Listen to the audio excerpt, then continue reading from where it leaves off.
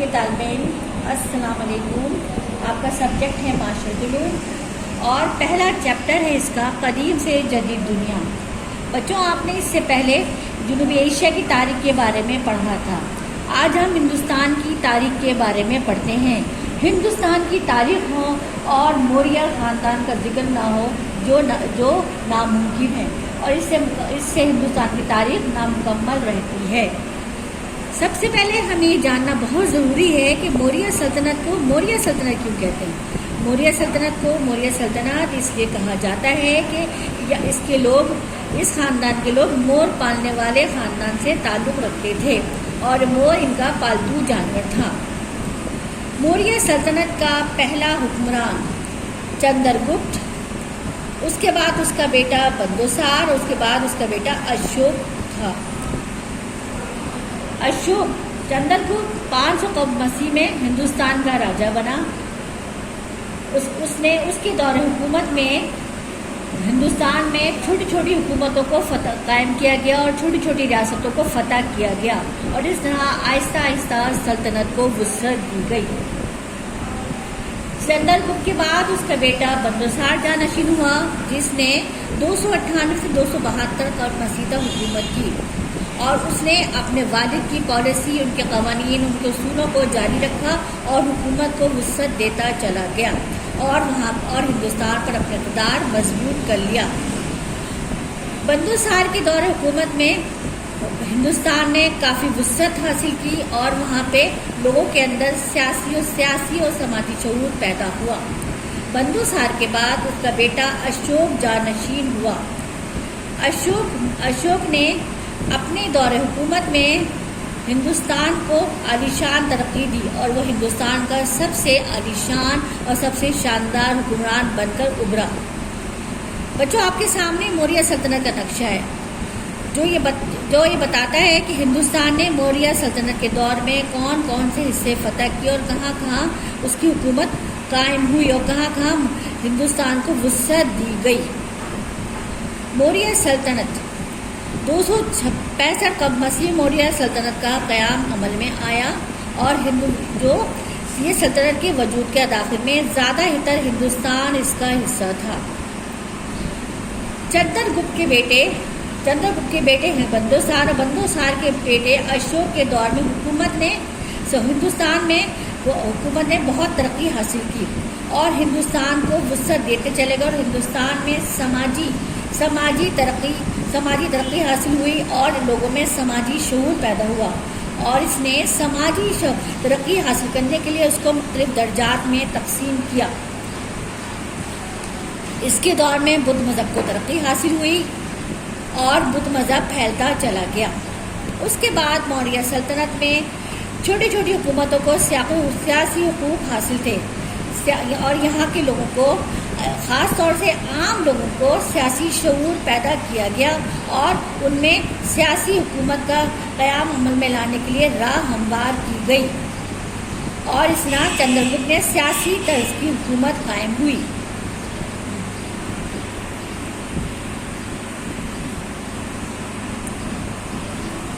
मौर्य सल्तनत में मजहबी आज़ादी। मौर्य सल्तनत में मजहबी आज़ादी। मौर्य सल्तनत के दौर में बुद्ध मज़हब का मुताला किया गया और बुद्ध को लाजमी मज़हब करार दिया गया। इससे पहले बुद्ध मज़हब का जब मुताला किया अशोक ने, तो उससे पहले वो हिंदुस्तान में अपनी सल्तनत को वुसअत देने के लिए उसने हज़ारों मासूम लोगों का खून किया, लेकिन फिर आहिस्ता आहिस्ता ये बात उसकी समझ में आ गई कि सल्तनत को वुसअत देने के लिए खून का बहाना ज़रूरी नहीं, जंग व जदल का होना ज़रूरी नहीं, बल्कि पुरअमन तरीक़े से और लोगों के दिल जीत कर भी हुकूमत को मजबूत किया जा सकता है और अपनी हुकूमत को वुसअत दी जा सकती है। जब वो इस उसूल पे कायम हो गया और इस उसूल पे चलने लगा, तो उसकी हुकूमत को वुसअत पैदा होती चली गई और पूरे हिंदुस्तान में अशोक की हुकूमत कायम हो गई। अशोक के दौर में माशी तरक्की इंतहा को थी, अपने उरूज पर पहुंची हुई थी। तमाम लोगों को अपना रोज़गार हासिल करने में और माशी तरक्की हासिल करने में आज़ादी थी, और लोग खुशहाली और अमन अमान से रह रहे थे। जहाँ अमन हो तो वहाँ माशी तरक्की, सियासी तरक्की और तमाम तरक्कियाँ खुद ब खुद तरक्की पाती हैं।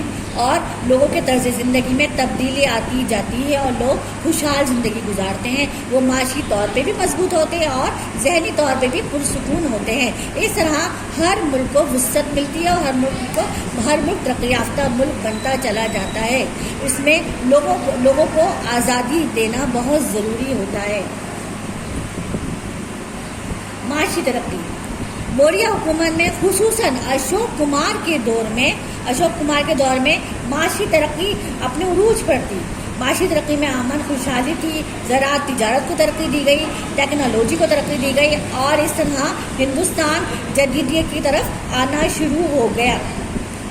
اور حکومتی انتظام کو چلانے کے لیے موریہ سلطنت میں باقاعدہ اپنے صوبوں میں تقسیم کیا گیا اور صوبوں کو اضلاع میں تقسیم کیا گیا اور ہر اضلاع اور صوبے کا اپنا اپنا راجا تھا جو اپنے اپنے صوبے اور اپنے اپنے اضلاع کا نظام چلاتا تھا. اس طرح پورے ملک کے اندر ایک مکمل سیاسی ڈھانچہ, انتظامی ڈھانچہ تیار ہو گیا اور وہ اسی کے تحت کام کرنے لگا, جس سے ہندوستان میں سیاسی, سماجی, معاشی ہر طرح کی ترقی جو ہے وہ عروج پر پہنچ گئی اور ملک میں امن و امان قائم ہو گیا اور اس کے سبب سلطنت خوشحال ہو گئی. موریہ سلطنت میں بندوسار کے بعد اشوک کمار اور اس کے بعد مختلف جو راجا ہیں انہوں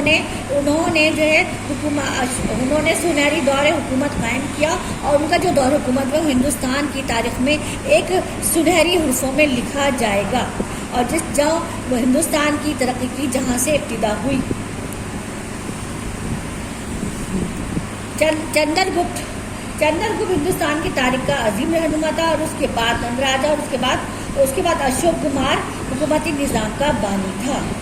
اسی طرح جب کوئی بھی ملک صوبوں میں اور اضلاع میں تقسیم ہو جاتا ہے تو وہ اپنے معیار پہ ترقی کرتا ہے اور جو دور حکومت اس طرح کے اس میں پائے تکمیل کو پہنچتا ہے تو وہ انتہائی خوبصورت اور خوشحال اور معاشی طور پہ خوشحال دور حکومت کہلاتا ہے اور اس دور حکومت کو تاریخ میں ایک نمایاں حیثیت حاصل ہوتی ہے. اور موریہ سلطنت کے دور میں امن قائم ہوا اور خوشحالی قائم ہوئی. ایسی خوشحالی امن قائم ہوا جس کو آج بھی لوگ اس کی مثال دیتے ہیں. اور اس طرح آہستہ جب موریہ دور حکومت ختم ہوا تو اس کے بعد آندھرا خاندان جو ہے وہ حکومت میں آیا اور اس نے دوبارہ سے ہندوستان کو متحد کیا, کیونکہ جب گپت خاندان ختم ہوا, اس کی حکومت ختم ہوئی تو ہندوستان میں جو دوسری ریاستیں ملی ہوئی تھی وہ علیحدہ ہو گئیں اور اس طرح وہاں انتشار پھیل گیا. اور اس کے بعد جب دوسرا راجا چندر گپت ابھرا تو اس نے ہندوستان کو دوبارہ متحد کیا. یہ گپت سلطنت کے دور حکومت ہے, دوبارہ قائم کیا اور اس نے وہاں پہ اپنی حکومت قائم کی اور ہندوستان کے لوگوں کو دوبارہ متحد کر کے انہیں ترقی دی اور خوشحال بنا اور لوگ خوشحال ہوتے چلے گئے. اور یہ وہ دور بھی تاریخ کا سنہرا دور کہلایا.